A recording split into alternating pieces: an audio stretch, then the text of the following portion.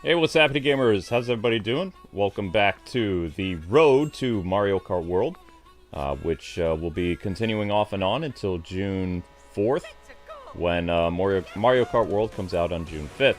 So we're going to be looking at as many Mario Kart games as possible. Some of them might be your favorites. Some of them you might not like very much, but we're going to try to cover as many Mario Kart games as we can. One of the Mario Kart games we probably will not be able to cover is the 3DS one, because you guys know that our 3DS capture card broke about 2.5 years ago. So there's no way to replace it, there's no way to remod it, it's just busted. So doing Mario Kart 3DS would prove difficult, but I believe they did re-release Mario Kart DS on the Wii U, so it's possible I have a copy of that, but I'll have to double check, I can't remember. But every other Mario Kart game we own, so no worries. The Game Boy Advance, the GameCube, the Wii, all that stuff. So, and of course Mario Kart Tour won't be able to be done as well because that's a mobile game that we don't have access to anymore. Which, I don't know if people still have access to that or not. But hopefully you guys are having a fantastic day, and you're ready for the second game in our marathon, which is Mario Kart 64, which came out on the N64 when I was a kid / teenager. I think I was a teenager, I can't remember. But Mario Kart 64 was leaps and bounds above kart racer games at the time, and it was a lot of fun. So I'll be playing both single player and be playing the other stuff. So this is, of course, Mario Kart World. We're going to be playing on the Nintendo Switch. So here we go. I'm going to start solo, and eventually Amber will show up for 2-player. So, yeah. Yes, and I heard about the Switch thing now being, the system itself not being delayed, but the pre-orders being delayed. Hopefully they only delay it a week or two, but a lot of people will be turning in their taxes on the 15th. So that means people are going to be without money. So before, people are going to have money to reserve, and people are going to be sending all their hard-earned cash to the U.S. government, because the IRS is such a fun company. No, it's not. But anyway. Your first like goal is 100 likes. Let's get those likes up for Mario Kart, and let's dive into this. So I freed up a bunch of memory on the Switch yesterday. Before I only had 300 internal memory. Now I have 2 gigabytes because I erased save datas on games that I'll never play again. So, and you'd be surprised how big some of the save data was. It was actually pretty big. 1996. Who was here for the OG Mario Kart 64 when it came out? Like, anybody? This was the only other first-party game, I believe, that released for Nintendo on the N64. So people giving Switch 2 a hard time with only 4 first-party games that we know of in 2025. N64 did not have that many its first year. Because, you know, it was a very difficult system to make games for. But miraculously, the N64 still managed to sell, like, I think it was like 39 or 40 million worldwide. Something that the GameCube did not do. GameCube did not sell anywhere close to that. Let's go! Okay. So we got Mario Kart Grand Prix Trials, Mario Kart versus 2-player. We'll do 2-player later. Get the Grand Prix out of the way. Now, since I am pretty rusty with this stuff, we're going to start with 50 cc's, 100 cc's, and we'll tackle 150 cc's, but we're going to get dusted with 150 cc's, I mean.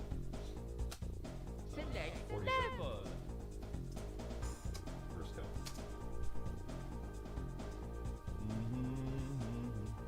You're seeing the likes go up and down again? Yeah, you probably will. So since we're playing on a lower difficulty, we're going to play as bigger characters. Let's kick things off with Bowser first. And then we'll do Donkey Kong and Wario, because I can't use these characters on higher CCs, so. There's that.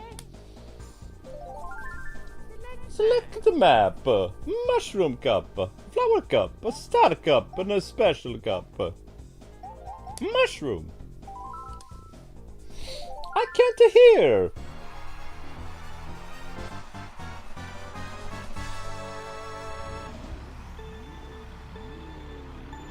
The Mii's still can be used? Awesome. Oops, I messed up.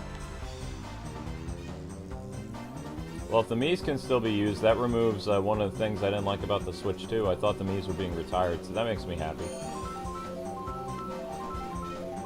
There we go, that's a lot better.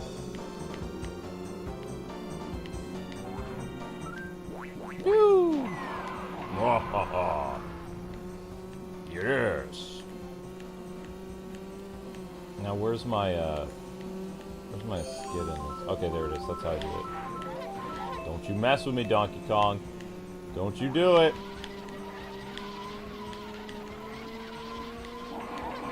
I thought it was supposed to go blue.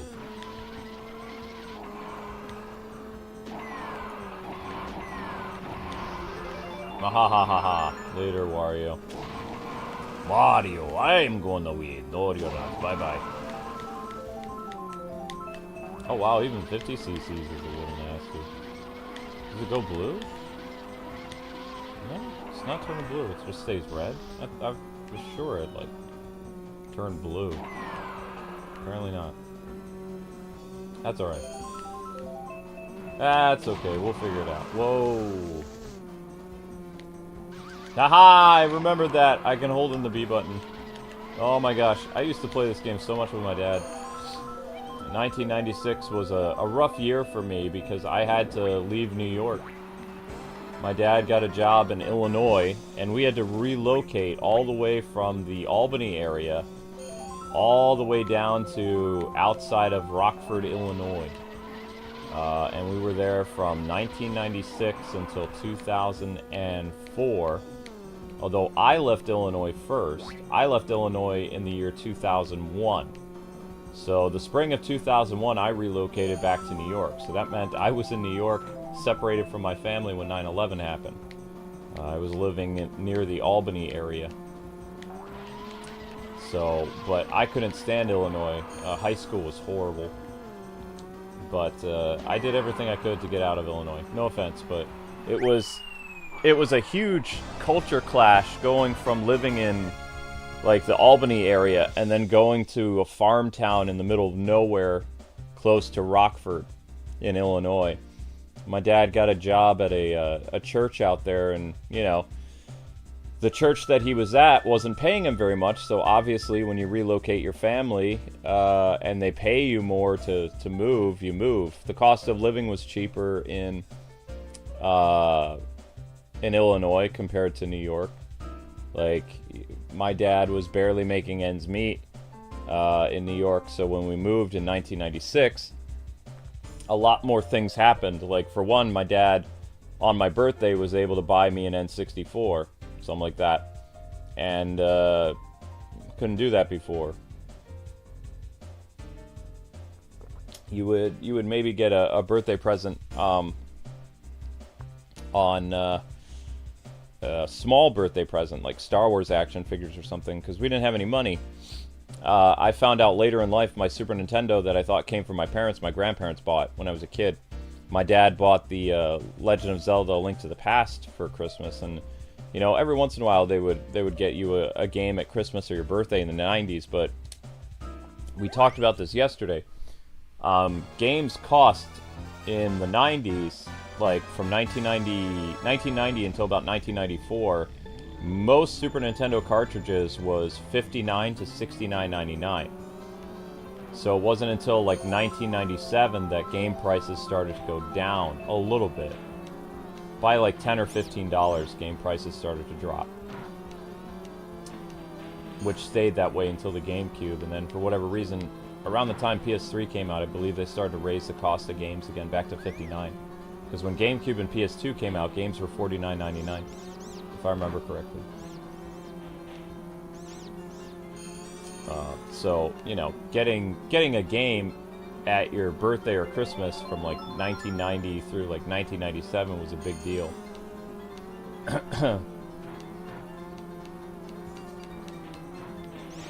Well, but my dad loved playing this Mario Kart with me. Mario Kart 64 was around the time my dad learned he had really bad migraines from stress. So he had to stop playing video games around late 1996, early 1997 was the last time he played a video game ever, because he couldn't look at the screen anymore. And he grew up as, I wouldn't say a gamer, but he used to go to the arcades. When my parents were newlyweds, like, after the first night, my dad was in the arcade that they had at Niagara Falls. He would leave the hotel room every once in a while and he'd play Dragon Slayer. And my mom would find him on their honeymoon downstairs when she was still sleeping or something. He'd be at the arcade at that hotel. So he was a gamer at heart. He was also a big PC gamer. I almost lost at 50 cc's. Holy cow. When I mean he was a big PC gamer, he would play like things like Space Quest, Police Quest, Myst, a lot of like typing RPG thingies like King's Quest, point and click games. He loves point and click, or did. He doesn't play that stuff anymore. My dad doesn't really do much anymore, except he plays his guitar nowadays and he builds stuff with his hands, because before he was a pastor he started as a carpenter. But that's what his trade was. And then, you know, now after he's retired as being a pastor, because the church is getting really nasty these days, trying to go up against stuff that's not allowed in the Bible and things like that, so he quit the ministry. Well, he retired from it, because he was a minister for 40 years, I believe. Something like that. So now he's retired. He was either going to become a Walmart greeter, or he was going to build stuff. So he decided he wanted to build stuff. So. But, yeah. Back to 96. 96 and 97 was a rough year for me, because I lost all my friends. I was taken to a school that felt out of place for me, because, like, for one, I was older than most of the kids there. I was in the same grade levels as my peers in New York. We were all the same level. When I moved to Illinois, I was a year and a half older than everybody else. And the stuff that they were studying was behind where I was. So their studies that they were doing in junior high, we already did in 5th grade in New York. So, like, I was ahead of them, but at the same time I struggled a little bit, because, like, we had already gone over that stuff and we were covering new stuff, like, at my previous school. There was a huge shift, and that's why I ended up, like, having problems at the new schools, because, like, the material they were teaching I remembered a little bit, but they were, like, at least quite a while behind where New York's, you know, standard of education was. And I always butted heads with the teacher, so I was in detention a lot. And, you know, a lot of the kids saw me as a troublemaker and stuff like that, so I couldn't make friends. So the only thing I had to do when I got home was play my 64. And eventually I made some friends with, like, local neighborhood kids, but they were people who were in high school and stuff. And they were around my age. Because I was like that, I don't know if people ever know what School Rumble was. School Rumble was an anime where the kid Harimon was a delinquent that was older than everybody else in his grade, and he stuck out and everybody was afraid of him. That's what my school life was like, because I was taller than most of the kids. I had a deeper voice at a younger age, and, like, I had a New York accent. I had a thick Albany accent. So, like, they thought I was, like, some type of criminal or something. So I was basically shunned by everybody in my class. That was not fun. So the only things I had to look forward to was when I got home, I get to play my 64. So, like, Mario Kart, GoldenEye, that kind of stuff. So I spent a lot of time with this game. I lost at 50 cc's. Holy crap. This is why I never play as the big characters. This is why I never ever play as the big guys. Go! But even though I hated Illinois, you guys know I met my wife there, so that's the only good thing that ever happened there. I never really made a lot of friends in that state at all. It was so easy for me to make friends when I went back to New York, but I struggled the entire time I lived in Illinois making like a real friend. I had people that came over that played my 64 and like later GameCube or something like that, but it wasn't the same. In fact, when I decided to move to New York, I was staying with a group of guys who were in high school. Because again, they were around my age level when, you know, when I moved there. So technically, I would be like high school age or whatever. So anyway, I was like living with some dudes. And the only reason they were going to let me move in, that I found out later, was they wanted to have my GameCube. And I was like, yeah, no, I'm not going to live with these guys. So I talked to my dad about living at home when I was like 18 or something like that, because my parents had a rule originally that once you hit 18, it's time to leave the nest. You know, get an apartment, be self-sufficient, that kind of stuff. And I had already been working and stuff, so I'd been working since I was like 15 or 16. So I knew how to, you know, balance a checkbook and do all that other stuff, and, you know, getting an apartment seemed like the right thing. And believe it or not, an apartment in that area of Illinois was only like $250 a month for a studio apartment. So it's not like I couldn't have done it, but, you know, everything was going great. And I did decide, okay, I was going to move out. And then my car accident happened, and my parents changed the rule, because when I was like 19 or 20 or whatever, I had the horrible car accident happen in 04. So like I had a year and a half of recovery because I had brain damage. So I had to learn how to talk again properly. I had a horrible stutter. I had rage issues because I like 4 years of my life was just gone, like complete memory eraser or whatever they call it. It's like, I remembered my childhood, I remembered meeting Amber, but our entire, like, our entire dating life was just basically erased for, like, 2 years. And it's like, over time, like, bits and chunks of it came back. It was like a bad Hallmark movie. The only thing that I was able to remember clearly, because I spent so much time with it outside of family and school, was gaming. So I didn't really lose a lot of memories about games, which was weird, but certain types of TV shows, certain relatives, certain classmates, things like that was all gone. I had to rewatch shows that I watched when I was a kid to, you know, to basically have the memories kick back to some degree. It was really frustrating. So, but thankfully, because I was such a big gamer, I was able to, you know, remember a lot of stuff through video games. And that's partially probably the reason why game journalism was so important to me back in 2004, is because it kind of helped me piece my life back together a little bit.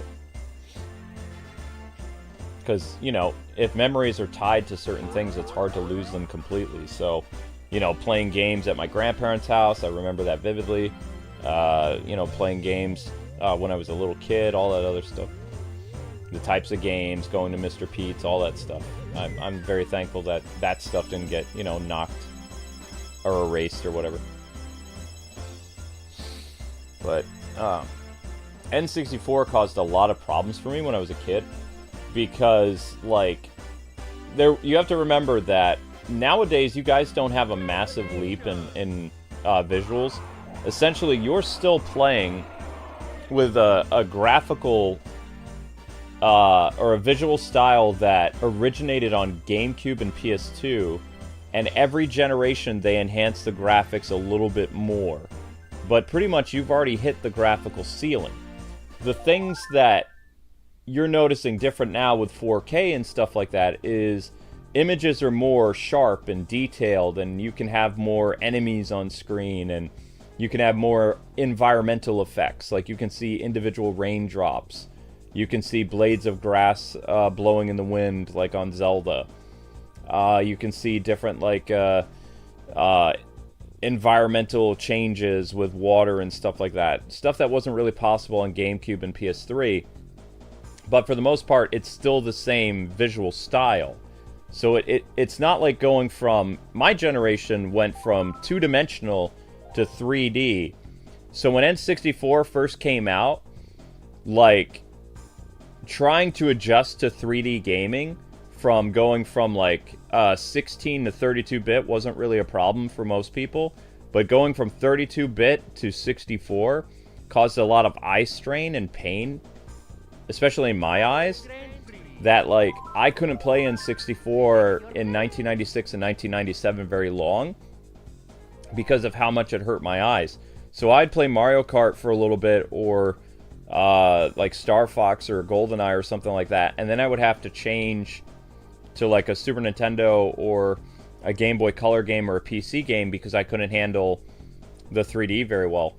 And also I had problems with 3D PC games like Tomb Raider when I was a kid too, because again, going from playing like Super Nintendo games and going to PC, which was generation ahead of like console games with their 3D technology, it caused problems with my eyes.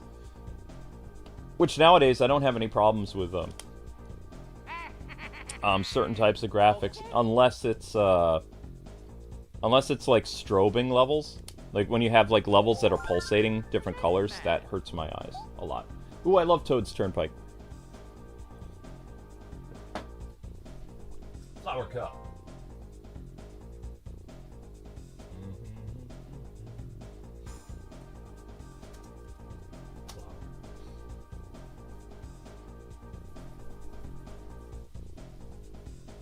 You're so glad I am who I am? Sarcastic New Yorker? You can take me out of New York, but you can't take away my New York personality. But it's got me in trouble over the years. But I like it. Alright, Toad's Turnpike, Snowland, Cocoa Mountain, Mario Raceway. But yeah, I mean, it was really weird. So, I was talking to this guy on Twitter, like through a retro group. And we both came to the same conclusion that, for the most part, game companies aren't really telling you that they've already reached the graphical ceiling. The only thing they're doing is, when I was a teenager, they were starting to make more CGI-based movies. And then what happened was those high-end CGI movies, those ended up becoming your video games. Like right now, you guys are basically playing on PS5 what resulted as a CGI cutscene on PS3. So like a really detailed, like expensive looking, we're going to break the budget on full motion video on PS3. Those movie character designs and the way the characters looked in those cutscenes, that's basically what your base models are when you play a game, more or less, nowadays.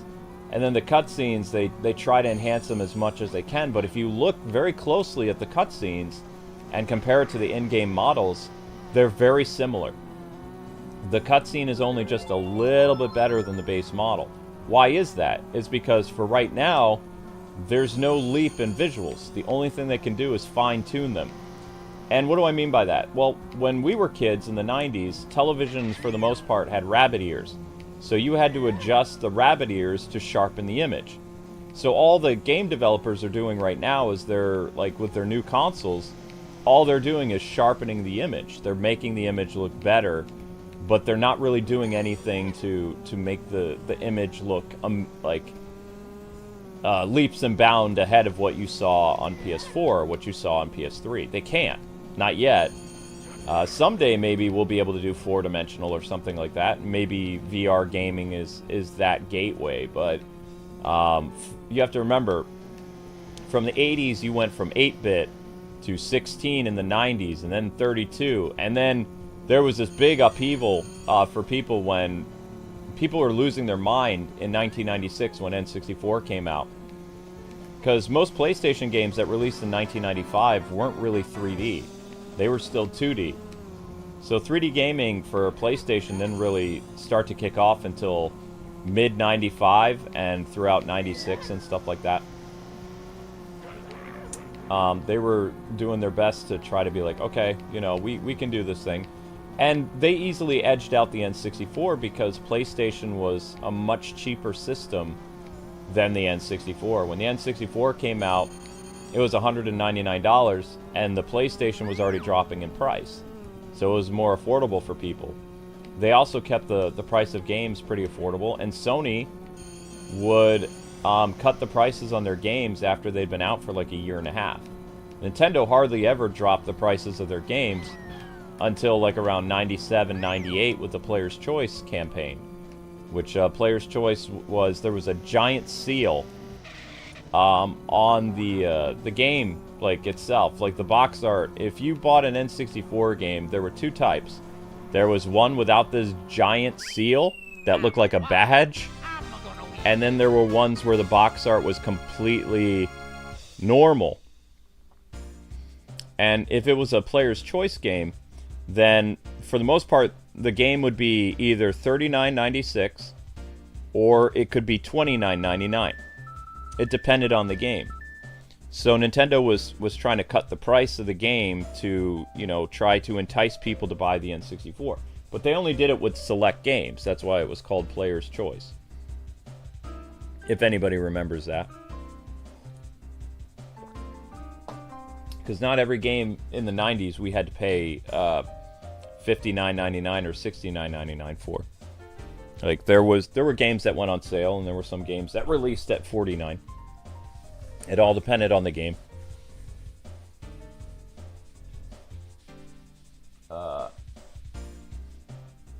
You're from Chicago? I had a lot of friends. I did have acquaintances and people that you would probably call friends.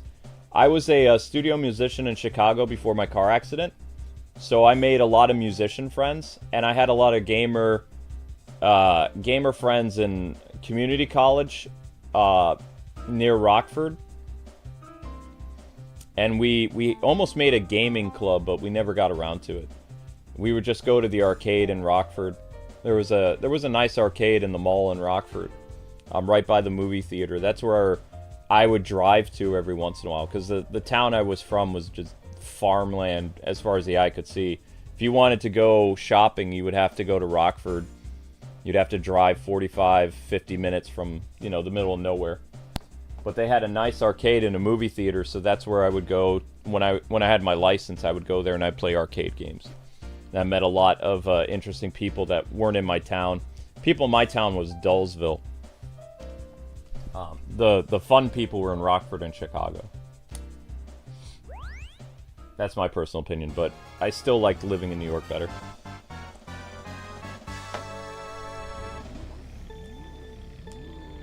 Whoops. But Amber wants us to move back to Illinois. Which, it might happen. Like, I don't know.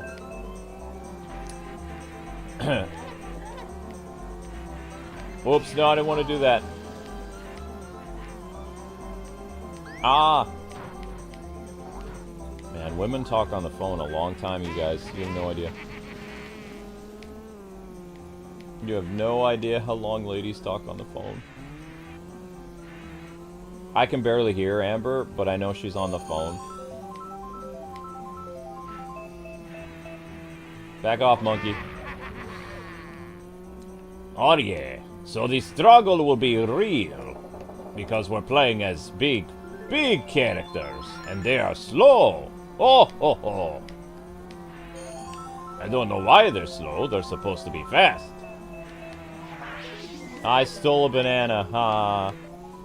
Oh my gosh. So I guess we're going to be doing Double Dash tomorrow. Or maybe we'll do Mario 64 Part 2. I don't know. Oof. I have a funny N64 memory.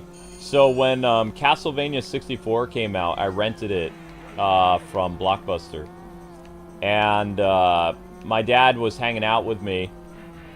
And we were just talking about stuff. Because I think think we were talking about where I was going to go to college or something like that. Because remember, I was older than most of the kids in my class. So when I was a freshman in high school, I was 17, I believe. Yeah, I think I was. I think when my freshman year, I started as 16, and then in the fall, and then my birthday's in February, so it's like I turned 17 as a freshman, and so it means I was 18 years old as a sophomore or whatever. It was super annoying. So I was like older than everybody else, but I didn't get girls either, because I told you guys this story, but I ticked off basically the queen bee of our school. And she made my high school life miserable. No girl would talk to me at all. And because, you know, I was kind of a sarcastic person, like I burned bridges with her, and she went on to be like the biggest cheerleader of the school and the most popular girl of the school. And she was the queen bee of the freshman class. But all I did was, she was fascinated with how I was. She liked my voice. Because, you know, I sounded older than everybody else in school, because I was older. And we were on the bus together because we lived in the same area. You know, we rode the bus. And it was my first day as a freshman. And, like, you know, I was wearing my leather jacket. It was just kind of trying to keep my head down. I was reading my Bible on the bus. And she sat next to me, and she was curious about everything. She was talking to me. I walked her home, and we were about half a block away from stuff, and she eventually said, well, my dad's a minister, too. And I was like, oh, that's great. I was like, what denomination is he? And she said, Jesus Christ of Latter-day Saints. And I was like, oh, you're in a cult. And she was like, what? I said, yeah. I said, it doesn't really teach the Bible. You don't believe the same things the most denominations believe. I said, no offense. And she's like, what? I was like, yeah, I mean, it's here, let me, I have a pamphlet here. This is what you believe, and this is what I believe. You see how it contradicts everything about the Bible? And she got really mad because, you know, I was too blunt. And then the next day I went to school, it was like I was public enemy number one. I had, like, sophomores come and talk to me, and they tried to rough me up, but unfortunately for them, I knew martial arts. So it was a very short roughing. But I did get detention.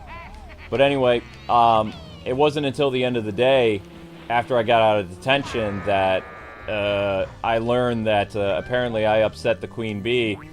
And when I tried to apologize, it wasn't good enough because she said I wasn't sincere enough. So every girl in my grade would not talk to me, and the grade above me, the girls were ticked at me.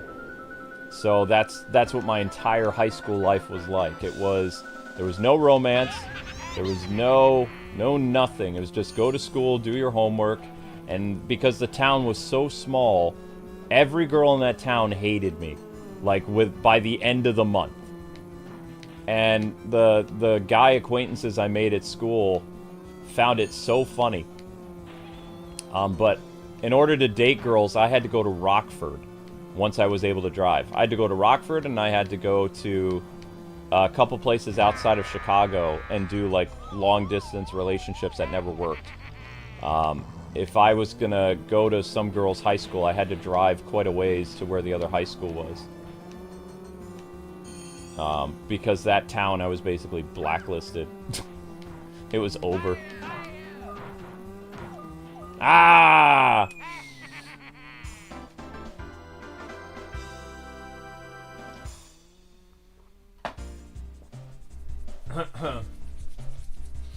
Yep, so I learned at that age that it's not always good to say everything, you know, that comes to your mind.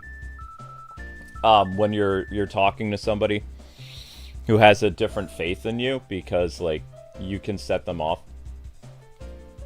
So I was very careful when I went to college. I was very careful. Because you learn those life lessons and you're like, okay. Yeah, I mean, I call her the queen bee. She was very flirtatious.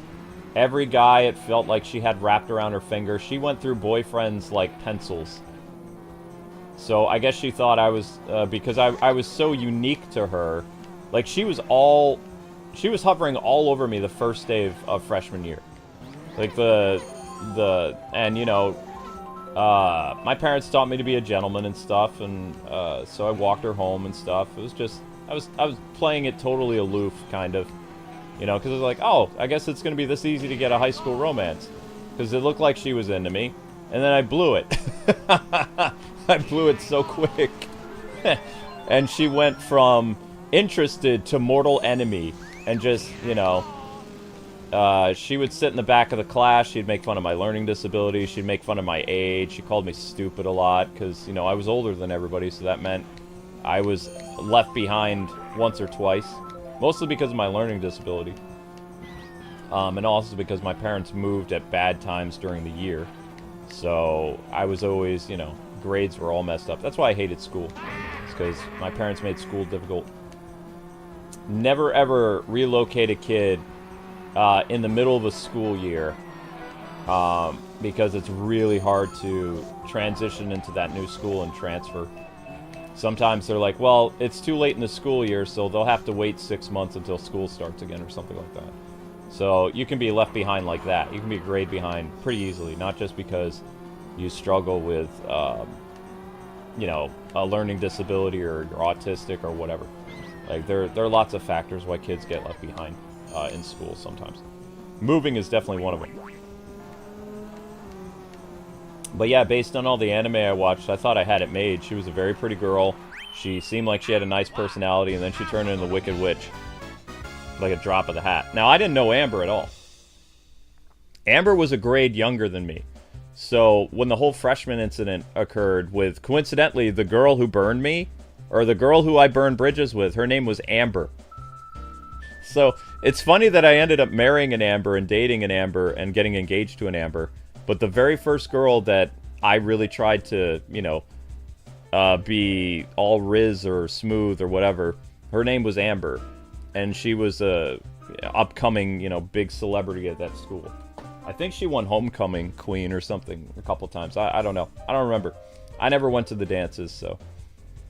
But it was a kind of like, it was at that moment he realized he screwed up moment. That's what happened to me. The realization, like, when she went from flirtatious to angry, she cried on the way home. Like, you know, she just ran all the way home, and the next day it was like revenge. And she got it, too. Years later, when I came back from New York, like, she was with some other guy, and he got her with child. And she apologized for being, like, basically a total bad word to me in high school. But what's funny is her life ended up getting messed up because she had a teen pregnancy.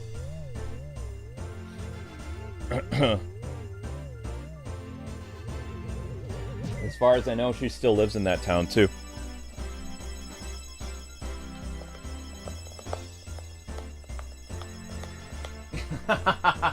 Never base your things on...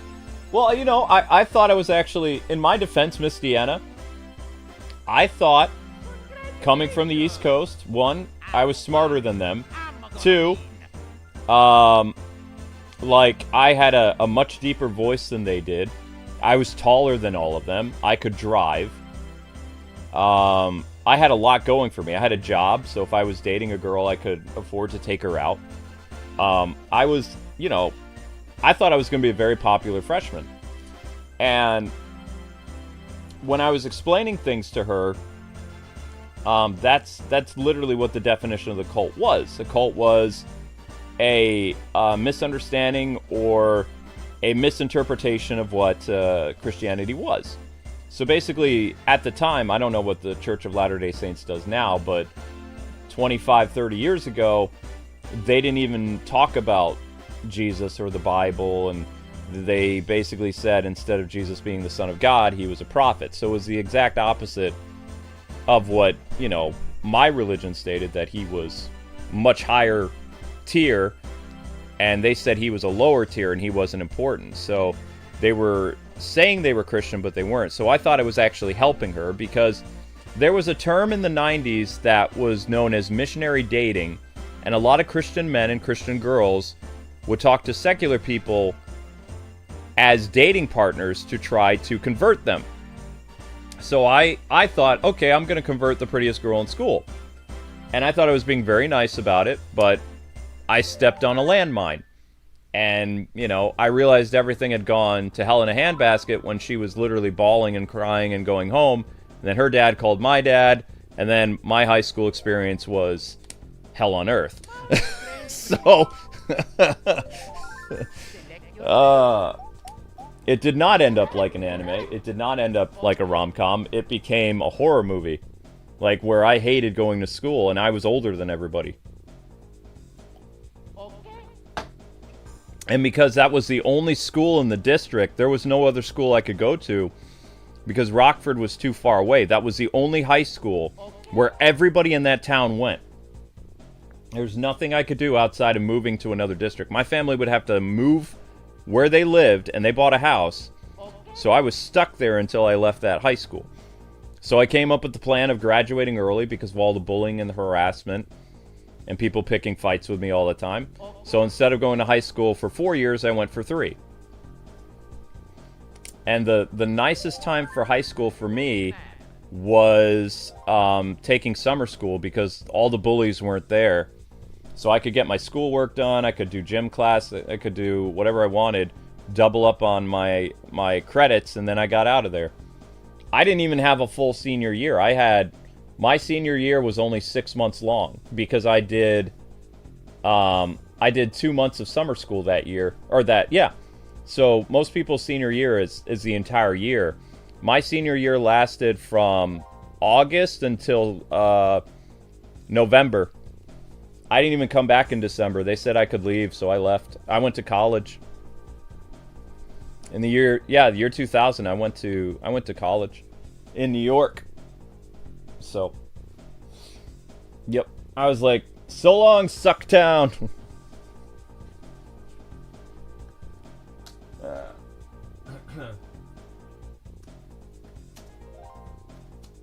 Sar Cup. Bub.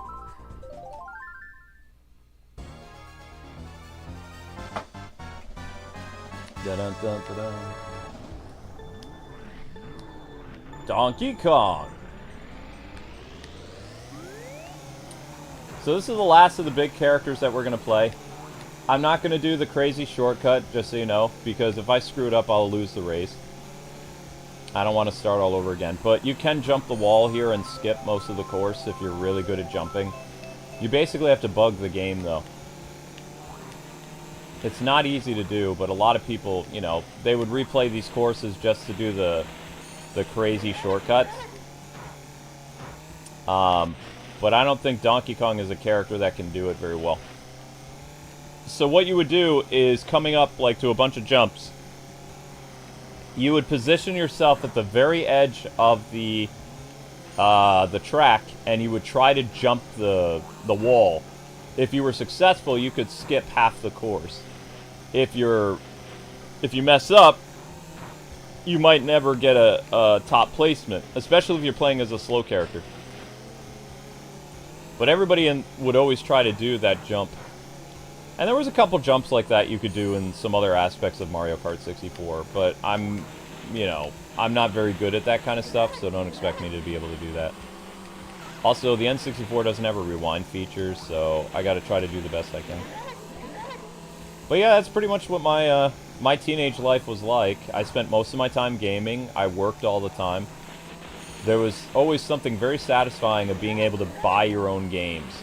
Like, since I'd been working since the age of like 16 or something like that, whenever my birthday or Christmas came, my parents would ask me what I wanted for Christmas or my birthday, and it's like I already went and bought the $50 or $60 game I wanted because I saved up from my job, right?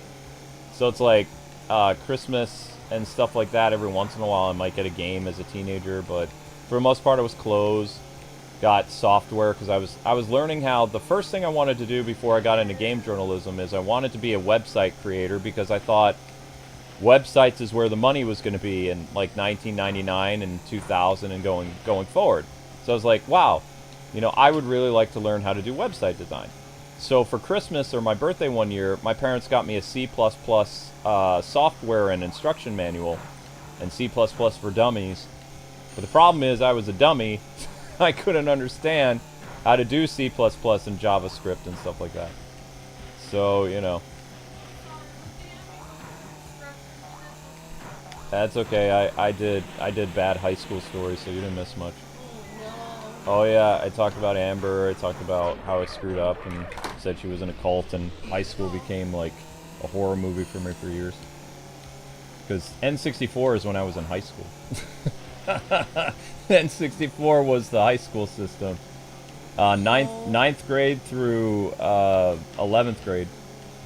So, did you settle for me then, since the most popular girl in school shot you down? Nope, you were prettier. If I would have known that you were in a grade younger than me, so you weren't there my freshman year. You came after. And by that point...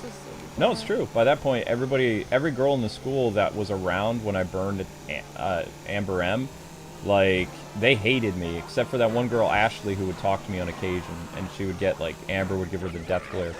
I think that Ashley girl was in my soccer team. I think she was a soccer player, yeah. Because I remember an did she have, like, neck-length brown hair? Yes. Yep, it was kind of curly.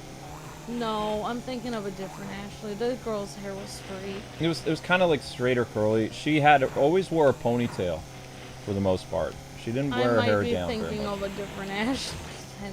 She always I'm thinking of a different Ashley. She hang out with the cheerleaders, but she was on the soccer team.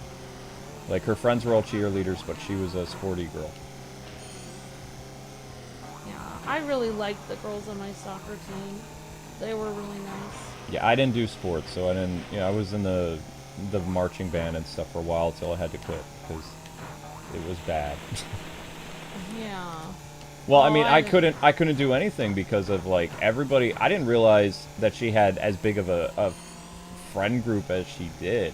But how would one person in a school have such influence over everyone? I mean, she was dating a senior at the time, like, because it felt like she was trying to, like, I didn't read her signals well because I was trying to do missionary dating with her, because it didn't work.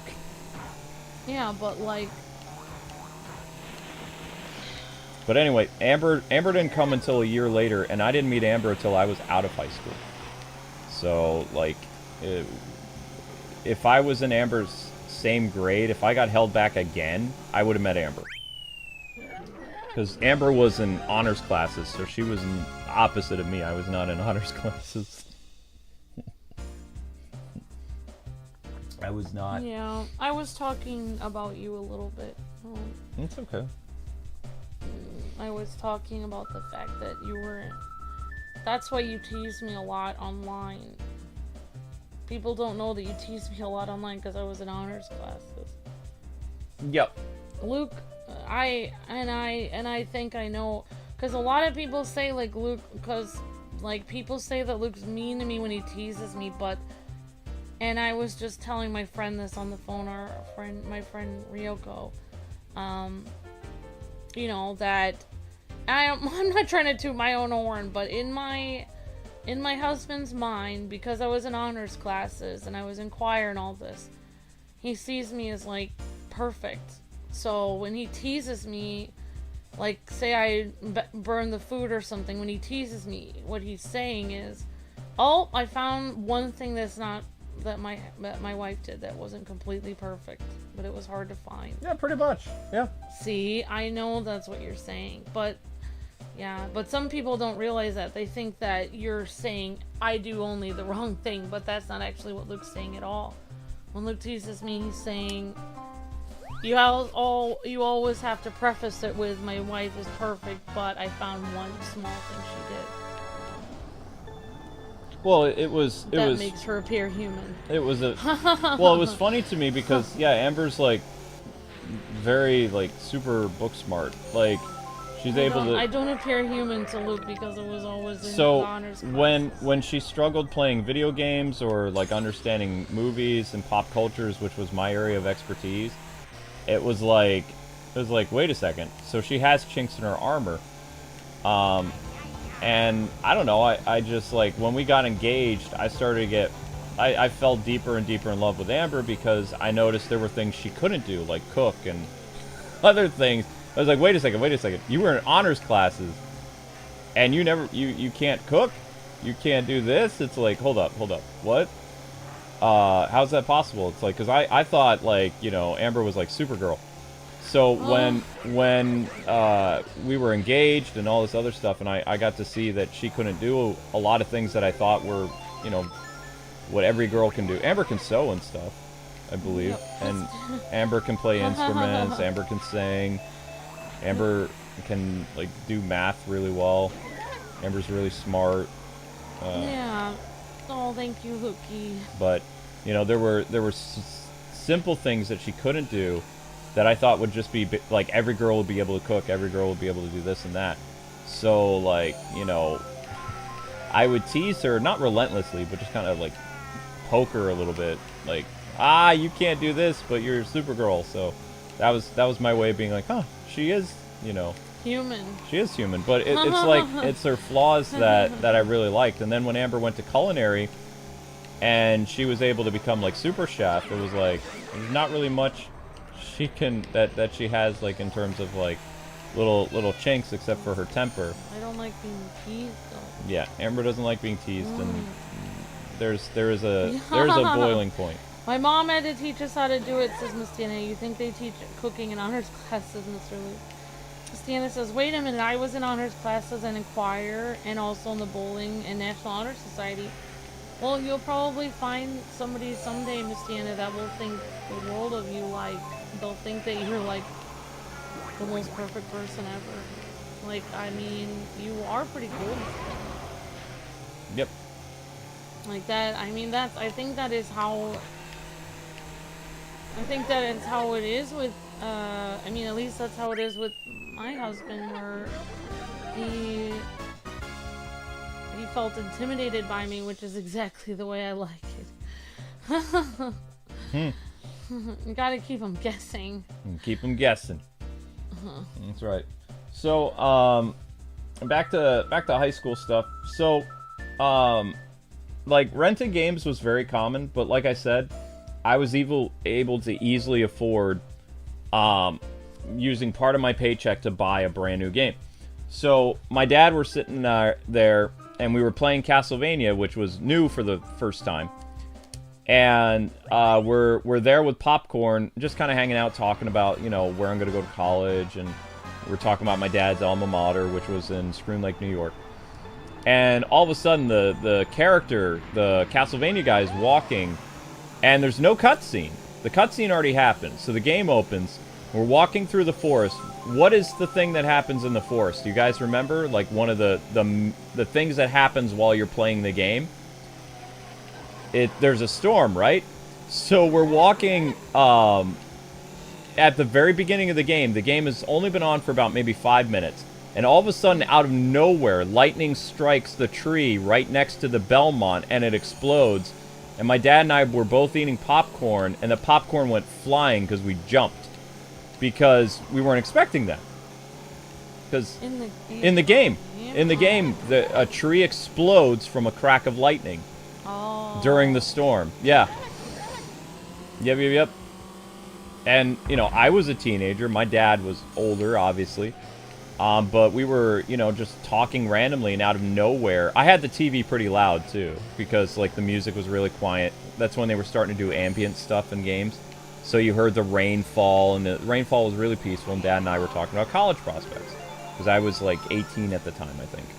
So it would have been, like, 1998, something like that. 98, 99, I think. And, because I turned 17 as a freshman, which was not fun. Yeah. Because, you know, I started freshman year at 16, but then my birthday was in February, so, oops. But anyway, playing the Castlevania game, it spooked us, and it was around that time that my dad had problem playing video games because he couldn't do it anymore. Like, his eyes were so messed up. Like, and I have worse eyesight than my dad, but because I grew up playing games and the shift from 2D to 3D, it wasn't that big of a problem for me. But for my dad, who, you know, obviously wasn't able to do that kind of stuff anymore, he had to retire playing games. And so I lost my player too, basically. And we used to hang out a lot playing games and just talking about life. So when my dad wasn't able to do that anymore, it was kind of a bummer. But I will always remember the Castlevania thing because that was funny to me. Because no one was expecting that to happen. Like, if something major is going to happen, it would happen during a pre-rendered cutscene or a full-motion video cutscene. Oh, crap. And I lost. Just like that, Donkey Kong loses a race. One mistake is all it takes. I'll try to get third, but I don't think I can. I have no weapons to fight people. This is why the N64, you guys can see games from 20, 30 years ago are pretty brutal sometimes. And in 1 year, this game will be 30 years old. Come 2026, Mario Kart 64 will be 30 years old. That's nuts. It is, too. Right now, it's 29 years old, Mario Kart 64.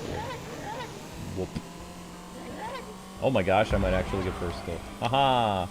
There is some type of shortcut in this level, but I'm not going to do it either. I told people I'm not going to do the shortcuts, because there's no reason to. There's no reason to do the shortcut. No! Yeah. Don't fall, don't fall, don't fall, don't fall, don't fall, don't fall. Well,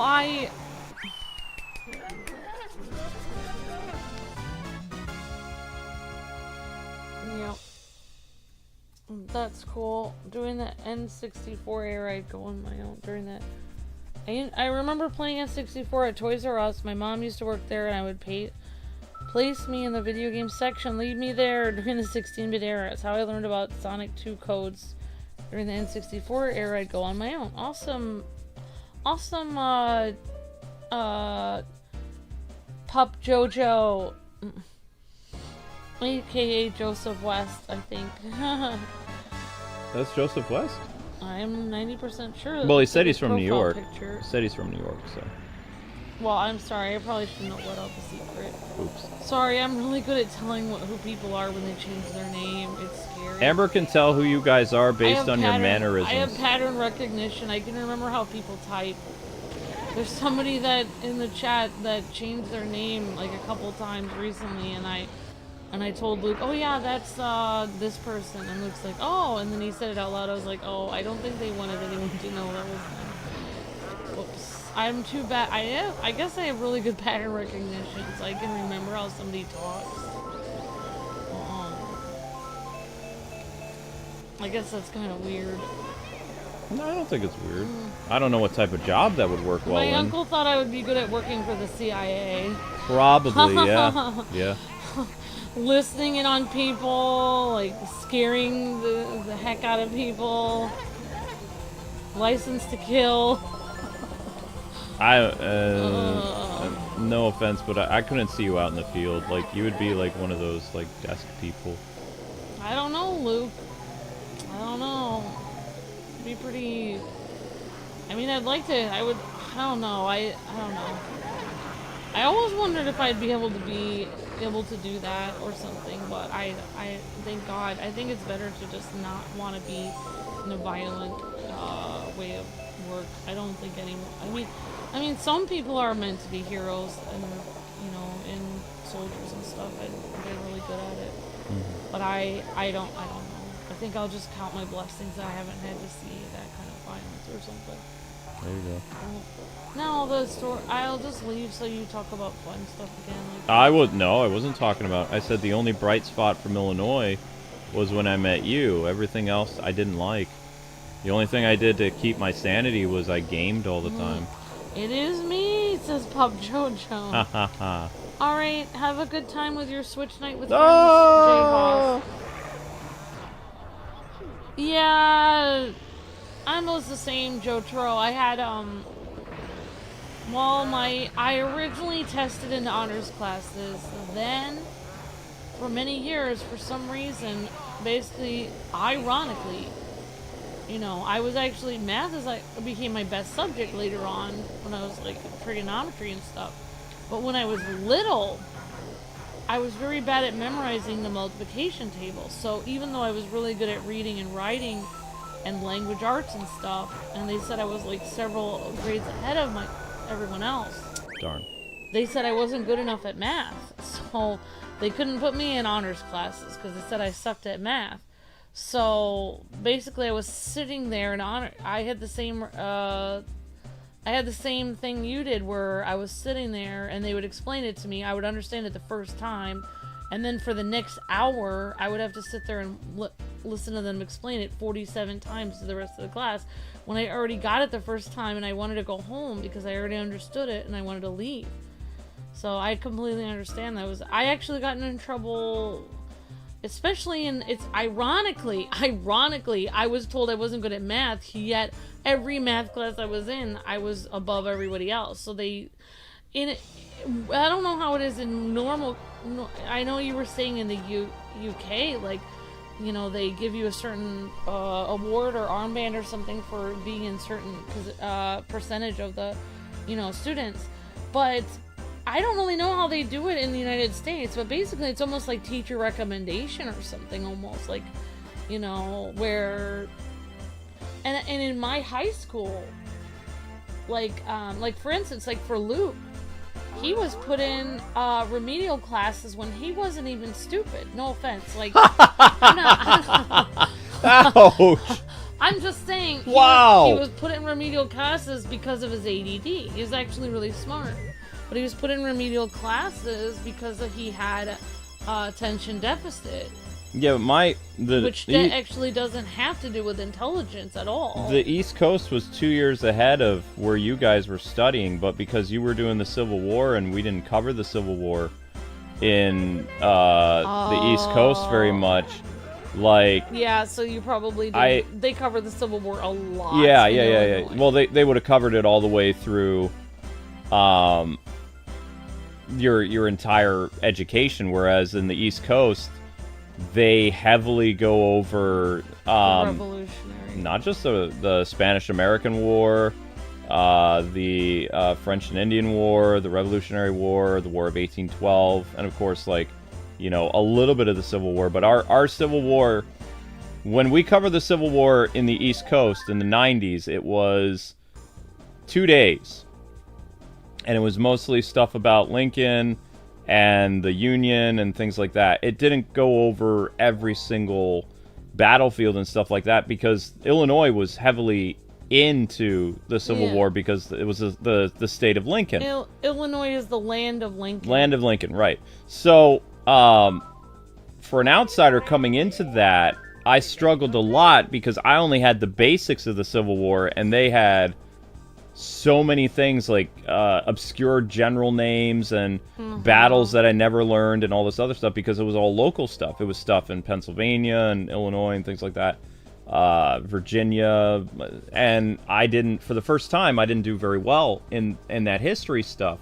And so when they were doing like Illinois-based stuff, and I have a decent long-term memory when it came to gaming and stuff like that. But with stuff we already studied in math and history and geology and the things you guys were studying in world history is what I did in 5th grade. So, like, it was a huge struggle for me because I came in the middle of the school year, and then, like, because of how badly I performed or whatever, like, I got held back, basically. And then I ended up having to do remedial classes, everything from except for history. Yeah. Because after the Civil War, I was getting A+ in history. You know what was also really hard? I mean, I'm just randomly talking. It doesn't have anything to do with anyone. But basically, like, there were a lot of immigrants, like where I was in the Chicago area. A lot of people from Mexico and stuff. People whose first language was Spanish. And I just know this because my dad's first language was Spanish, and he met a lot of them. But I would notice a lot of kids in school, like, who spoke Spanish, would get put in remedial classes because they weren't getting it. But I thought that was so ironic that they're acting like people are stupid. But it's obvious that they weren't getting it because they don't speak English.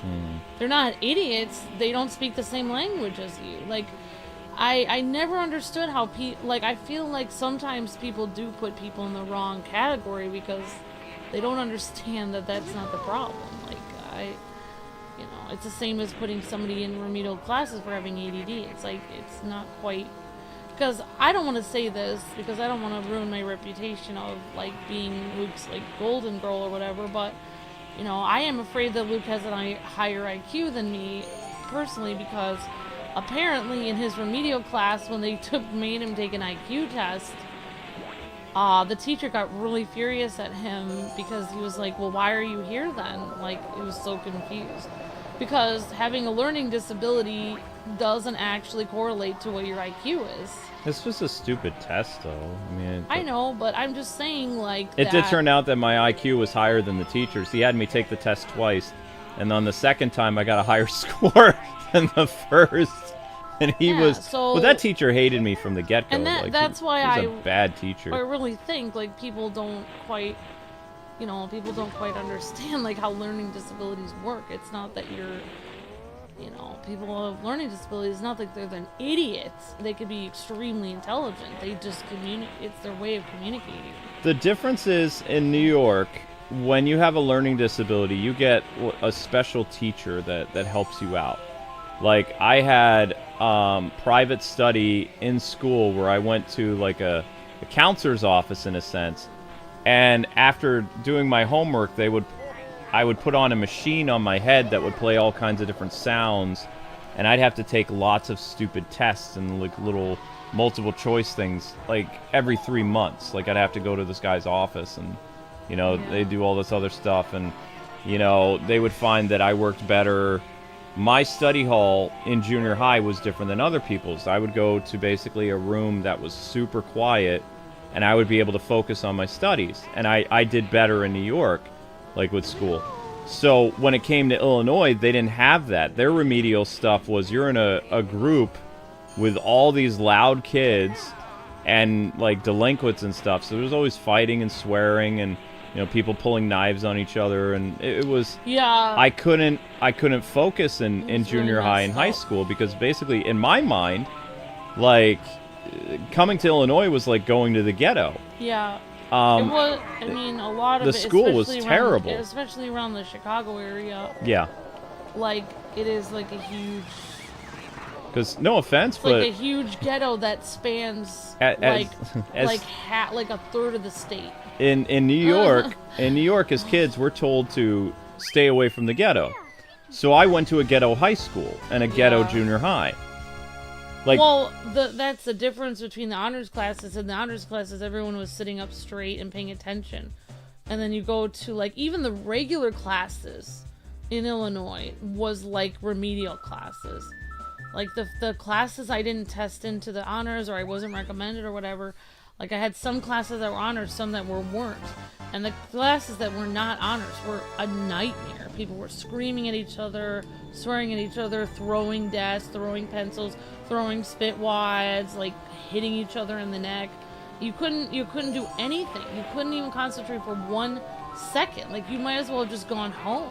How are you supposed to get your homework done when people are constantly doing that kind of stuff?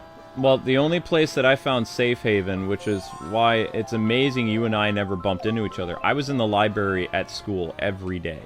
Like, I went to the library to do all my homework, and then from the library, I would go to the student parking lot, because I was driving, like, as late. I think I was one of the only freshmen that drove, something like that. But, like, I would go to the student parking lot, and then I'd go to my part-time job.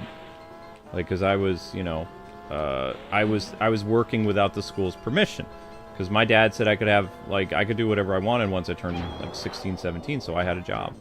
Like, that I actually had to drive to. So, the school had a rule, though. You were supposed to, only seniors could have a work, what do they call it? A work program or something like that. So, I almost had to quit my job, but I refused to quit my job, so I got detention quite a bit. But, I hated school so much. I only found solace at work, and I really enjoyed going to the library at school. It was very quiet. I could do my homework no problem. I'd do my homework, and then I'd drive to work. I don't remember if I didn't really go to the library in high school a lot, but I was in the library in and community college. Yeah, and also in 5th and 6th grade, I was in the library. In middle school, I was there all the time. I don't know why I never went to the library. I think I just went to my classes. I had homeroom where I did my homework in homeroom, and then I went home. I didn't... to go to the library, I'd have to go there after school. My classes were always packed during school. So I couldn't even think of when I would be at the library. I'd have to have a whole... I can't remember my schedule, but I would retreat to quiet places. I would hang out in the computer lab because hardly anybody really wanted to work on computers. So my teacher there was somebody who went to my church. So he was a really cool guy. I would go to his class after school sometimes if I didn't work, and I would do stuff over there. Just kind of hang out. We'd mostly play PC games, though, because he didn't care. So Yeah. we'd play things like Space Quest and other things. Just kind of hang Oregon Trail. Just goofy stuff. Occasionally we would load up Warcraft, and he would he had a projector, which projector was new technology. So he would project Warcraft on the on the projector, and so we'd play Warcraft. We'd play Team. I think it was called Team Fortress. I don't remember. I can't remember the name. It might have been Half-Life. I can't remember. Either we played Half-Life a lot in college, or it was in high school. I can't remember. Oh. Too long ago. Oh, wow. Miss Tina said I was the same with me. I had to go to special ed from 1st grade Darn. until senior year. I had a resource class until I got to high school because they said I was too smart for it, says Miss Deanna. Then, but I still had to take special ed. My parents didn't tell me why until my senior year. It was because I had a stutter. Oh wow, Miss Deanna, that must they have been would throw frustrating. kids into special ed for all kinds of stupid things. That wasn't. Yeah. Yep. I never understood like some kids that were in like when I was in junior high and high school. There was some kids that I'm sorry your job is stressing you out, J-Dog. We'll keep you on our thoughts and prayers. Things will get better. There was some kids in junior high and high school that like I didn't understand why. Like I had some friends that were like, "Oh, I have to go to speech class now to learn how to talk." Mm-hmm. And I was just like, I remember thinking like, you seem like you're talking fine to me. Like some of the kids that were in my class that had to go to speech class, I didn't think there was anything wrong with how they were talking. No, I can tell you how they used to do things in the 90s and even the early 2000s. If you had a stutter, if you had long pauses between talking, if you were deep in thought too long, they would interpret that as, oh, this person has some type of cognitive issues and they need to be in remedial stuff because that's what's best for them. But in reality, the reason why they did it is because they didn't want us in the normal classes because they thought it would be a disruption. So they would move. There was one girl who was super smart. She was probably one of the smartest girls in my grade, and she was in remedial classes because she was super shy. Like, she hardly ever talked. So they interpret that as some type of problem, so she was in remedial classes. I'm really surprised that they didn't move me in there, but, I mean, I worked very hard to... Weren't you, like, in social programs, though? Like, you were in soccer and choir and stuff. stuff? I was in everything. She was in no... she only did book stuff. She didn't do any Well, I was in everything, and I actively did try to make friends with everyone. Right. She didn't talk at all. Even though I was shy, I did. It's funny that I got voted shyest in my school, yet I was in like 8 different things. So it's like, if I was really that shy, why was I in so many clubs? I never understood that. And also, I never understood why I got voted shyest in my high school. How did everyone know my name if I was so shy? The best way That's what I didn't understand. I don't remember the girl's name, but she looked like the Wendy's mascot. She had like bright red hair or reddish hair, and it was always in pigtails. She wore glasses and she had freckles. And she always wore like sweats. Yeah. But I can't remember her name. But she was very smart. I used to go to speech class because I hated sitting in class for 30 minutes straight. LOL, says Mook Man. Oh wow, so it was just like certain things like you just didn't like, sitting there forever. Yeah, I told my classmates too, Miss Amber. I didn't tell the classmates that I was part of the special ed until I was in high school because I didn't want to think anyone to think that I was stupid. Yeah. Well, it was incredibly embarrassing, yeah, because if you were in remedial classes, Well, like people would automatically be like, you're, see, you know. I knew I wasn't crazy because the whole time I was in high school, I always felt like I was being watched all the time. Mm-hmm. And so, like, if I didn't know an answer completely, like, for instance, I would never guess at anything. Like, if I didn't know that I knew the answer, I would never raise my hand. Mm-hmm. Like, if I wasn't sure, I would not raise my hand. I only raised my hand if I knew for 1000% that I knew the answer. Also, another thing I did, everything I did in high school was to appear smarter than I was. I was basically trying to show the teachers how smart I was. Like, also, another thing I did in high school was like because I didn't want to feel the pain of having to have somebody tell me I have to come after school and get extra help. I didn't want to do that. I hated that.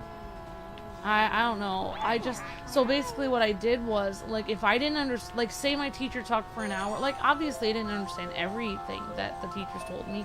So if my teacher talked for an hour on a subject I didn't understand at all, she'd be like, any questions? I would not ask a single question. I would go home and I would sit there and I would read that chapter like 14 times until I could figure it out on my own. Like, I never asked them any questions. I don't know why. I just didn't want to appear stupid. So that's why in 3rd grade I was up till like a midnight doing my homework. I guess I just wanted to succeed, and I realized that, like, everything about success was how people perceive you. Like, it wasn't about, like, you know, like, if you asked a question, people would think you're stupid. So I just never asked a question. I don't know. Even though that's actually what you're there at school for, is to ask questions. But I was afraid of my teachers, which now I realize a good reason. Like, they were sending all these people to weird classes because of just stupid reasons. See, I knew there was something sus about high school. I mean, there was lots of things. So, I actually took my SATs in that remedial class, and my teacher, or the person there, had a hard time because the SATs is an East Coast thing. Because if I was going to go to an East Coast college, I needed to take the SATs. The tests that they had in Illinois, I don't remember what it was called. ACT, I think. But it didn't count, so I actually had to take the SATs. So everybody's taking a different thing than me. Yes. Sorry. And the teacher who was there in the remedial class was having a hard time grading it because she didn't even understand what it was. So I had to get my math teacher. Remember that really nice math teacher guy who was there? Oh, Mr. Heinrich? Yeah, that dude, he was my favorite teacher. He was so nice. I was devastated to learn he passed away, like, it was like 15 years ago or something. He was so sweet. He was actually the guy who was able to, because the English teacher lady who was having me take the SAT, because my senior year was only, like, barely 6 months. He came down and he, like, had somebody watch his class, and he helped me. Or he was there when I took the test, and he graded it, and he said that I passed. I was like, well, how'd I do? He says, you got an 84. I was like, whoa, I got an 84 on the SAT? That's not bad, considering I haven't been in East Coast schools in like 4 or 5 years now. Yeah. So, I was pretty happy, and I had my choice of colleges I could go to. I didn't get any, whatchamacallit, I didn't get any funding from schools to go to school. I used part of my money because I'd been working since I was 17. Yeah. And then my dad paid for the rest of my first school. I don't even know. Apparently you can still take the SATs when you're older. Like, or one of them, ACT, in the United States. I'm not going back to school. Well, I've never taken either one. I never did. Like, they never had me take either one. That's what I've been studying. Even in Massachusetts, they didn't? No, I just paid for my class per class. Oh, wow. And if you pay for your class per class, you don't need... No, because after you go to... Because I was already in... after you go to, like, community college, they don't make you take it anymore. In 2001, to go to an East Coast school, like, there was a requirement. Like, you had to take an SAT. Like, 2001. They told me I didn't need to. I didn't really apply to the school. Why do you I didn't apply to the school though, Luke? I didn't apply to the school. That was when I had my scholarship in Illinois. That's right. And I didn't have the ability to apply to the school because all my paperwork was back in Illinois. I didn't even know, I can't even tell you, I don't, so that's why I've always wanted to take my ACT and SAT because I worked really hard in school. I've never taken it. So, no, if you can actually pay for, that's if you apply to the school. Like, one of the schools I wanted to go to, which if I had the money for it and the time I would, is a music school online where they teach you how to compose video game music and music for movies. And one of the requirements, like, it's a really top music school. It's like the Boston, it's Berkeley from Boston. You take it online. Because I've never taken my SAT or ACT, so technically I would need those scores to apply, and I don't know how I would study for that because I'd have to take tons of time off work study, and I don't have any time to take off work. But one of the things you can do is Berkeley online, and I mean, I'm just talking about it because it's something I've always wanted to do, is if you can get through a 5-course certificate. So you choose a certificate in like jazz music, a certificate in piano, a certificate in voice, a certificate in composition, whatever. You choose what you would like to get a certificate in for music. They have said on their website, if you can make it through and pass, even though they're a top school in the nation, like usually you have to go to Paris or Boston or New York City to audition. If you get through a 5-course certificate in their program and you make it through and you pass, you do not have to apply to the school. You are in. Oh, That's wow. what I've been wanting to do with my whole life. Oh no! I don't have time to take the SAT and ACT. But if I could actually maybe like practice the piano a ton, and I could pass their 5-course certificate, No, that's it. I would actually get into the school. Like, there are some schools that do that, whereas if you take so many classes on your own, you pay per class. Like, say you pay for 5 or 6 or 10 classes out of pocket.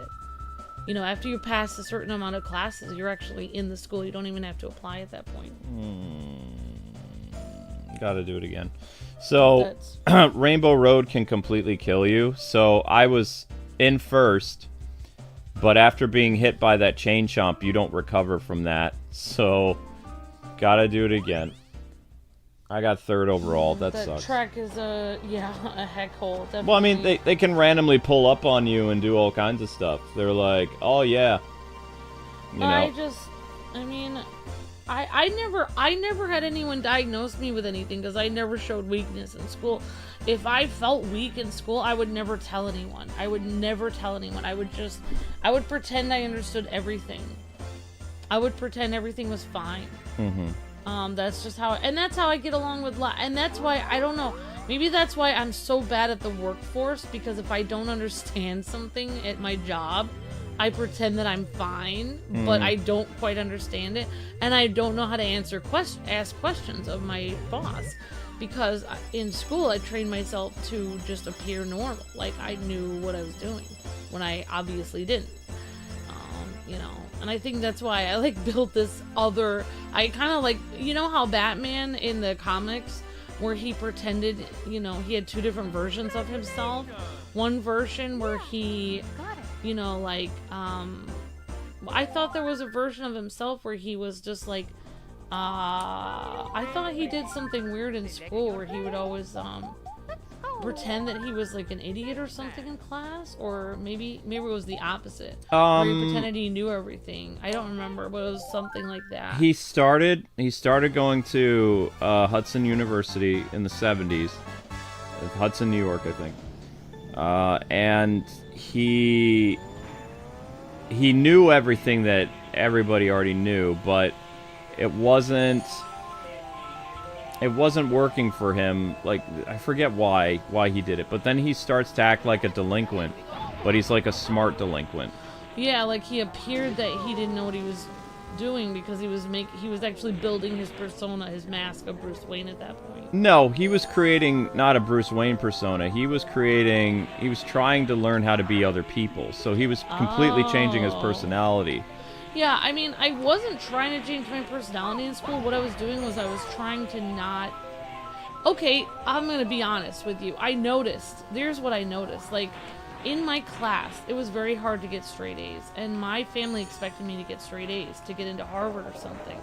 And I wanted to. My grandfather went to Harvard, and that was my goal. So... basically what I did was, because I needed to get into Harvard, because I wanted to make my family happy, what I did was, if I didn't know an answer to a question, okay, fine, I kind of noticed in my class, if people would ask a lot of questions, I noticed that the teachers would downgrade their papers a lot.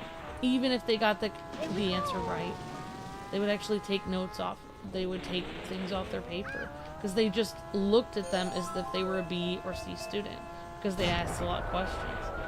And I noticed the people that didn't ask a lot of questions, they would automatically grade their papers better.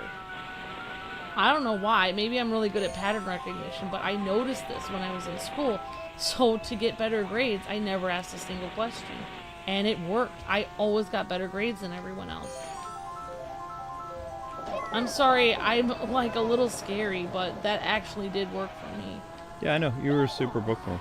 But, yeah, so, I mean... Sorry, I didn't mean to make you feel... No. Sorry for talking. No, I knew I was this... I remember, like... I think it was 1999 is when Ocarina of Time came out. I believe... It was either 98 or 99. I can't remember. But I know that we had that stupid school...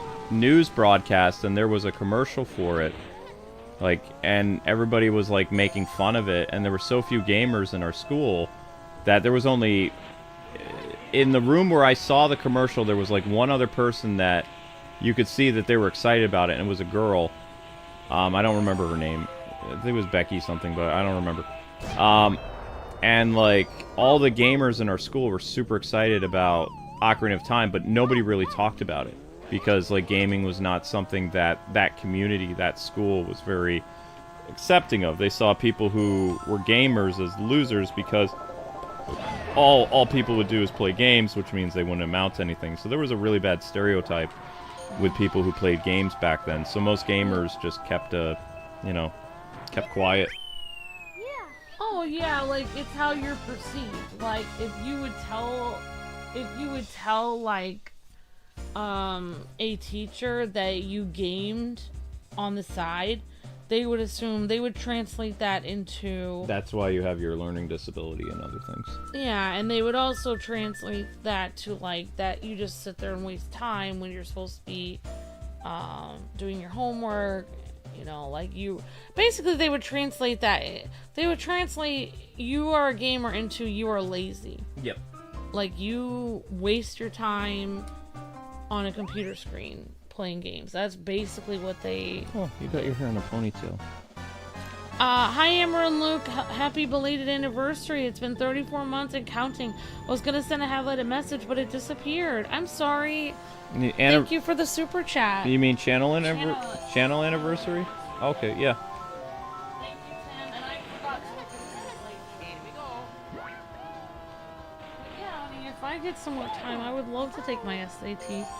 I would like to take them at some point. I can still take them. I looked it up online and I can still take it, but I think my brain is old now. It doesn't matter. But I mean, I have been... Why do you think... And now you guys know why I watch so many documentaries on YouTube, because I still want to take my SATs. I haven't given up hope to do it. I mean, I would probably fail the SATs now because of brain stuff. Like you say, I was smart. I was smart, but then I got in a car accident. So I don't think I have a... And I just think an IQ score is just a score. Like, I've known people that have gotten, like, a really high score on an IQ test, and they're not very smart people. They do a lot of stupid stuff. So there's different types of intelligence. There's book intelligence, and there's life, like, you know, as we used to say in New York, there's street smarts. There's street smarts and there's book smarts. And a lot of these book smart people, they weren't too bright. He did a lot of stupid stuff. Hi Crossfighter, hi Alpha, hi Nick's Galaxy. So people who work from home are lazy, LOL. Yeah, exactly. Yeah. I mean, my aunt encouraged me a lot today. I talked to her and I was saying, you know, I'm depressed about my job because, you know, they're not paying me a lot. And I told her like 3 people with more subscribers than us quit last month because they couldn't take it anymore. Yep. And she said, you know, I said, I just feel like I don't know what I'm doing anymore. And she said, she's like, your job is, you know, I didn't even know she thought like this, but she said something very nice. She said, you guys edit videos, upload them, talk to your audience, give new information about upcoming, you know, games and software. You interact with people, you get feedback from your audience, you interact with people, you do like all kinds of commentary, you make things fun, you upload videos all the time, you work all day and upload things. So she's like, I think you work very hard and I think your job's really cool. And I was like, that's really nice because like I feel like I like her. I think I'm not gonna get that from either side of our parents on either side. I don't think I've ever heard that from either one of our parents. Grandma and Grandpa. Yeah, I've never, because most people, most things that we hear from most of our family is like, when are you gonna finally quit doing YouTube? Because, you know, it seems like a losing, you know, you're just playing video games and that's it. But in reality, it's like you're not really just playing video games. You're interacting with people and delivering content and uploading videos and saying hello to an audience. Like, you're doing a lot of things, but Darn. yeah. Always this stage. I can never remember the correct shortcut to go to. Yeah. Hi, Crossfighter. Good, how are you? Great to see you. But yeah, I mean, like, I mean, it's like, I was even talking to my friend, like, today and saying, like, my friend Ryoko and my aunt, and I know, like, a lot of times I say, if I was ever diagnosed with, like, what? Doesn't matter. If I was ever diagnosed with a learning disability or autism or anything like that, I still probably, it would be hard for me to accept it because, you know, like, for me, I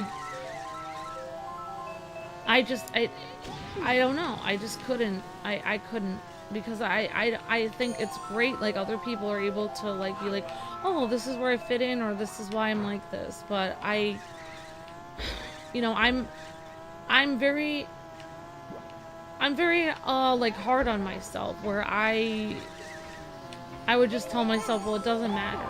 Like, I still need to accomplish this, so it doesn't matter. Like, it doesn't. So I don't even know why I just said that. For me, you know, I think everyone who is able to, like, get themselves, like, and, like, they're able to, like, you guys were saying, like, you don't mind, like, you know, like, you guys have had to struggle with different things and stuff like that. I think that's very brave. I'm not that brave. You know, I wouldn't want somebody to randomly be like, oh, you have this, and I couldn't deal with it. It would be hard for me, so I could never. But you guys are a lot more brave than me. So. Well, I mean, it all depends where you're from, too. Like, learning disability was not treated like you were stupid in the... If anything, they coddled you a little bit too much in the East Coast. Like, my teachers talked to me like I was a little kid. Like, when I wasn't a little kid. Like, when I was in 5th grade, they were treating me like I was in preschool. You know, and even when I got like an A+ on a history paper, they still talked to me like I was, you know, a very slow individual. They were very nice and smiley and stuff like that. And, but, like, when you came to Illinois, it was a big difference because I went from being coddled and, you know, basically, like, over, like, you can do this and blah, blah, blah, and you know, there's nothing wrong with how you are, blah, blah, blah, blah, blah. To the Midwest, when they saw, like, learning disability, they saw it as delinquent. Yeah, so, and I think that's why I would never get myself even do a test ever, because, you know, I think there's certain people in my family, if I even tried to tell them, like, oh, you know, I have this or that, like, they would be like, okay, so they wouldn't care. Either they wouldn't care, or it would be worse than not caring. because I mean, I wasn't a popular kid in New York schools, but I wasn't like mistreated. I had friends. People, when I would try to answer a question in class, like they didn't immediately be like, okay, time's up, because my teacher knew I was thinking of the answer and I got the answer right. But like there would be like a delay for like when I would respond to them. So it's like immediately a kid would raise their hand, they would say the answer. I'd raise my hand, I'd be like, and then I say it right, and the teacher's like, yeah, good. So he gave me a little bit more time, because the teachers there, they were aware, this student has ADD, this student has dyslexia, blah, blah, blah, blah, blah. So your teachers were nicer than I am then. Well, I mean, nice in the East Coast is different than nice in the Midwest. Midwest people are very smiley. The teacher would be patient, but there's no facial reaction, no like smiling. The only teachers I remember in the East Coast who smiled at me was my second grade teacher, Mrs. Wheeler. Yeah, I mean, like, it took me forever to realize that, like, when Luke and I first got married, like, I would say, did you want pizza or did you want spaghetti? Because I'm trying to make one of them. And Luke wouldn't answer me, and I'd be like, why aren't you answering me? And so, like, I mean, I think your teachers were a lot nicer than me, because you told me you had ADD, but I didn't realize like that, how long it took. Like, I didn't quite understand that it was all the time. Like, it wasn't just like, oh, can you tell me what 73 times 47 times 13 is? And then you'd have a delay. It's a delay with everything. It's like, what do you want? Did you want to go out to eat today, or did you want to stay home? And then it's like, I never get a response. So it's like, I get frustrated. It's like, but then I didn't realize till much later that was part of your ADD.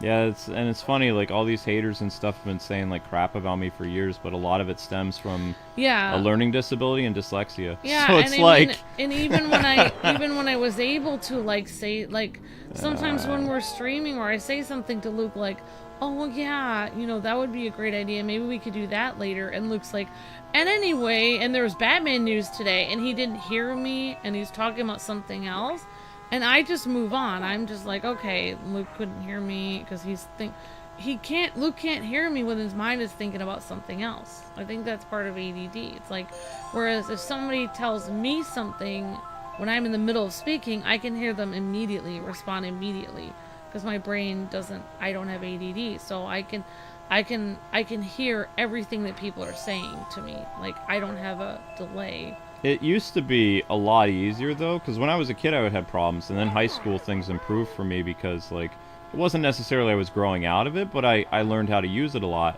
And then when the car accident happened and my head got smacked around, it's like I factory reset to, like, the, grade school in a sense. Like, everything was slower. Sometimes when people would talk to me, I wouldn't even hear them. Like, it was all kinds of problems. That happens a lot. Like, a lot of streams, like, and a lot of our older videos, like, even our older videos where I'm talking on a video and Luke doesn't respond to me.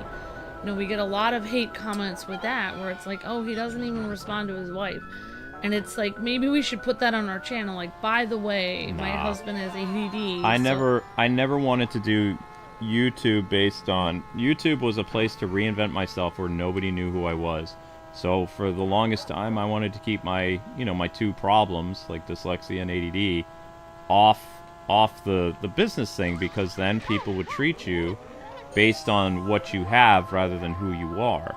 So for the longest time, for at least 10 years, I didn't want people to know. It's like when people saw that, oh, because the car accident, I developed a stutter. So what I did was, for uploaded content, for the most part, I removed every stutter. That's why uploaded videos took so long, is because when I was stuttering or I was talking nonsensical in a review and going off and it didn't even match whatever the video was, I cut all that stuff out. There was heavy editing involved, to the point where I made myself look as confident and bold and whatever as possible.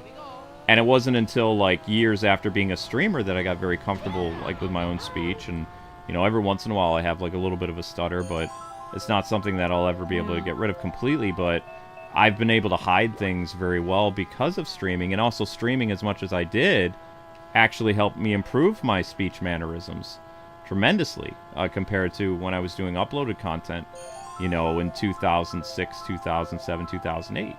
because there was a lot of editing involved where I had to remove the stutter. And when I went on podcasts in 2007 and 2008, I was horrified because, like, I would hear my voice back because I was so used to hearing myself talk a certain way. And, like, here was this stumbling... So it's because, yeah, well, I will say, I think you're correct about the car accident because, like, a lot of things, like, after Luke had the car accident, Luke would ask me questions when we first got married that were just absolutely weird that he would ask me the question. Like, you know, I'm gonna put this tortilla with cheese in the microwave. You know, how long should I put this in here for? When he's microwaved stuff a million times in the past, you know, he would probably know that based on the fact that he's over 20 years old. But he didn't know. I had to tell him all kinds of stuff. Like, that was stuff that I remember.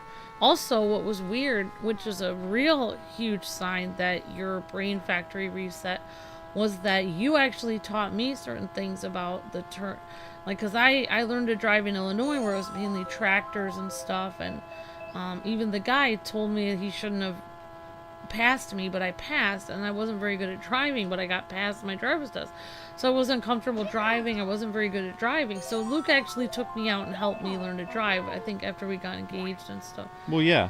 So, like, so he took me out and helped me learn to drive better, which helped me feel more comfortable. And so Luke taught me all these things, like follow the road, follow the line of the road, make sure to look up further. You know, when you have the yellow signal, it means this, and all this stuff. He helped me get more comfortable. So all of the things that Luke taught me to do while driving, then Luke would start to ask me, I don't know what I'm supposed to do. I'm at a yellow blinking signal. What signal? What do I do? And he didn't know, even though he taught me a few years before what to do. That was strange. So it's like the car accident just basically reset his brain back to, like, and some of the stuff, like, Luke, I mean, he still does ask me stuff that is strange, like, sometimes. Like, even now. Yep. Like, he will ask me something that I would have assumed he would have learned by the time he was like 7 years old or something, and he'll ask me, and I'm like, I don't know why you wouldn't know that, but okay. So yeah, it's like, and also I don't know if it's part of Luke's ADD or the car accident, but some of the stuff Luke asks me is like stuff that people just automatically know, like nobody ever like teaches them it. It's just something you kind of like learn through symbiosis, like you just automatically learn it. Like I can't think of anything right now, but it just was odd that like Luke will directly ask me like things like about very normal things that everyone does that he just doesn't know if people do that, like how you're supposed to do something, like and I can't think of it right now, anything, but, yeah. And I think, like, that was what happened with the cardboard in the thing, too. Like, you didn't even know that you weren't supposed to put the cardboard in there, in the pizza, but I don't know. Apparently your Nintendo Treehouse thing just went I wouldn't say viral, but it got 4,000 views. The channel is up to almost 3,000 views hourly right now. Amber. What happened viral? I mean, I call it viral because we're shadow banned. It's very hard to get 1,000 views. What was viral? Your Nintendo Treehouse is almost at 5,000 views. I can't imagine why. It's got 1,000 people watching it right now. I can't imagine why. I trimmed out some stuff from it. I was barely on that. I'm autistic. Sometimes I ask about things that I should know. That makes sense, Richard Taylor. Hi, Richard Taylor. You're breathtaking. I remember for years I had dysgraphia and it tremors to the point where I started drinking and it led to the health issues I'm currently dealing with. So sorry to hear about that, Pup Jojo. I'm sorry. That's terrible. Okay, people. So I think what we're gonna do today, I was a little rusty, but this entire stream was about 50 cc's. Tomorrow will be 100 cc's. And we're gonna because people are like, how are you going to milk this until June? It's like, well, obviously, you know, the Super Mario Kart I did all in one, like, 3-hour stream or whatever. I beat the game, but I couldn't do 150 cc's. So probably won't be able to do 150 cc's. The plan is we're going to do 100 cc's tomorrow, 2-player, and then the next day we're going to do 2-player, or we'll probably even do 2-player battles and stuff like that. And then the next game in line would be either Mario Kart Super Circuit on Game Boy Advance or the Double Dash. I don't remember which one came first. I can't recall if the Game Boy Advance game, the Super Circuit, was before Double Dash or if Double Dash, you know, was before Super Circuit. So I'm trying to go in order, but, you know. And if Mario Kart DS was on the Wii U, let me know in the comments, because I can't remember if it was or not. So you're not going to get the trophy thing. You're not going to get the cutscene if you don't do anything like 50 cc's. You're not going to get it. So 100 cc's, you have to do that. But hopefully, guys, you had fun with a stroll down Mario Kart, as well as talking about what life was like in 1996. More of that will continue, because we'll get to hear about Amber's 1996 tomorrow. Mine was a variation of, you know, solitude, gaming, terrible school experiences, moving halfway across the country, and, you know, basically drowning my sorrows in N64. And also, like, the journey from 2D to 3D and how it caused eye pains for me for many, many years. Trying to adjust to the huge leap in gaming, because this was a big leap from 2D to 3-dimensional. Was not easy for a lot of gamers to do. There was an adjustment period, you know? But anyway, Xenoblade is next. Music for Xenoblade is going to kick off, and I'm going to have some food. And then, believe it or not, we'll actually probably have a mystery stream at 8 o'clock, and I might even have enough time to do an Ultimate Selects tonight after that, which would be awesome, because the channel's doing really well right now because of a Nintendo Direct that's getting a lot of attention, which is great. I'll also be talking about on Xenoblade what's going on with the pre-orders for Nintendo Switch 2 now, because the date has changed because of tariffs, which is funny because people were like, the tariffs are the reason that the price was so high. Nope! Now the tariffs are going to be the reason why the price of the system goes up probably $100. $100? Probably. Oh my gosh! Are you kidding me? Yep, it could be 550 for the, you know, one without the game, and with the game it could be 600. Yeah. Yep. But at least the price of the games aren't changing. They're still going to be 80, but still. Yeah. Anyway, yeah, that was my reaction too, as well as the internet. So the tariffs now are responsible. Nintendo announced today on their official website, or their Twitter, that they are delaying the pre-sale or the pre-order date. It is no longer April 9th. It'll be either sometime this month or the beginning of May. Because they have to readjust the price for the tariffs, because there's Japanese tariffs costs now. So thanks, Trump. Well, if I get $100 back off my taxes, though, then I'm fine with that. Yeah. I don't know. I don't know. Yeah. I don't know. Well, that is shocking. I'm shocked. Yeah. Anyway, so see you guys on Xenoblade, which is coming up next. Migrate over. Thank you guys. God bless. Happy gaming. Thanks for the super chats. Thanks for hanging out. You guys are the best community on YouTube. So see you guys on Xenoblade. Help that out if you can. All right. Peace.